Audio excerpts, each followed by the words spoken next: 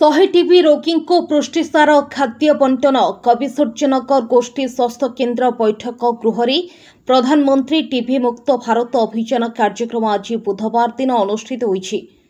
एठारे आईआरईएल छत्रपुर मिलिथिबा 100 पैकेट पुष्टिसार युक्त सुखिला खाद्य सामग्री को 100 जन टीबी रोगी को बंटन करा जायछि।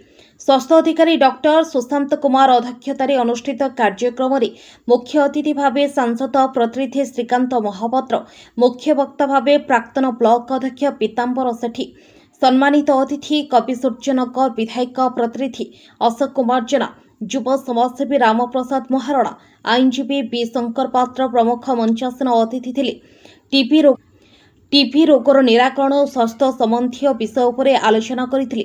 ए कार्यक्रम में स्थानीय बीजेपी प्रतिनिधि और कर्मकर्ता जोग देइथिले। परिचालना करथिले टीडीसी गोपबंधु स्वयं। यशस्वी प्रधानमंत्री नेतृत्व में 2022 अक्टोबर रु प्रधानमंत्री टीबी मुक्त अभियान आरंभ कराई। एथिरे यह अभियान मूल लक्ष्य है जे जो जक्ष्मा रोगी मैंने अच्छा से माने जक्ष्मा रोग पीड़ित समय रे कार्य करी अक्षम रुहंती, तेणु तांकु किछि न्यूट्रिशनल सपोर्ट दिया जाए जहाद्वारा कि सेमानंकर निज स्वास्थ्य रे उन्नति घटिबो। एथिपाई आमर पीएमटीबीएमबीए कार्यक्रम कराहेउची। प्रतिवर्ष 2023-24 रे आमर हॉस्पिटल रो स्टाफ माने समस्त रोगी को एडप्ट करी माने पीएमटीबीए फूड बास्केट प्रदान करथिले।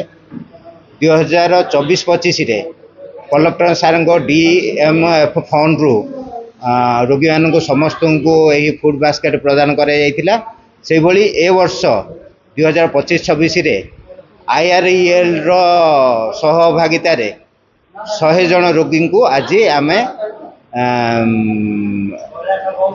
न्यूट्रिशन जातीय सुखिला खाद्य प्रदान करुछि। आम ब्लॉक रे केते जन अछंती एवं आरोग्य लाभ केते कले? आम ब्लॉक रे एबे प्रति वर्ष प्राय 230 रु 40 पेशेंट नुआ करी बाहरंती, सेथिरु प्राय आमर समस्ते आरोग्य लाभ करिथांती। एथिरे के मृत्युवरण करिथा खबर रही? मृत्युवरण एही वर्ष भितर एही वर्ष केही भी मृत्यु मुखरे पड़ी नाहंती। गला वर्ष आमर 2 जन खंडे मृत्युवरण करथिले।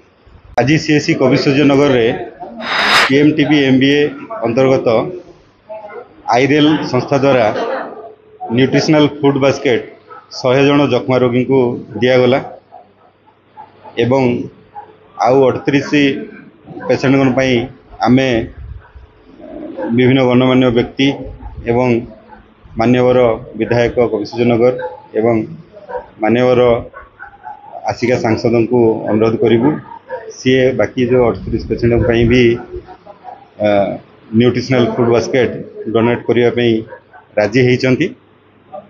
आगामी दिन में भी आमे गोटे कार्यक्रम आयोजन करिकी आउ बड़का जो 38 जन अच्छा से भी न्यूट्रिशनल फूड बास्केट प्रदान कर कार्यक्रमटा बहुत भल थिला। माने जे टीबी बोल कि यशस्वी प्रधानमंत्री श्री नरेंद्र मोदी जी को टीबी मुक्त अभियान भारत यहाँ को केमी सफल करने टीबी हार भारत जितब प्रति गाँव में बास माने पंचायत जगह आम सब आयोजन होउची।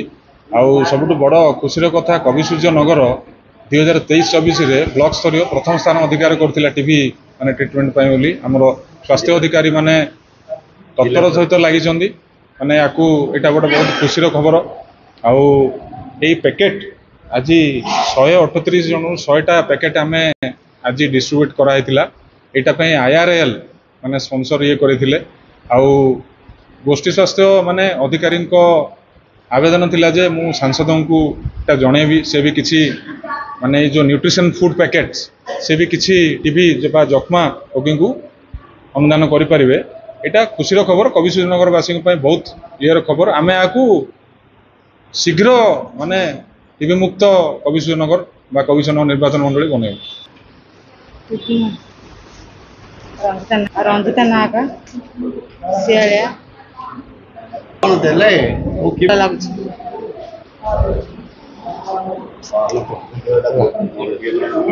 हम काटे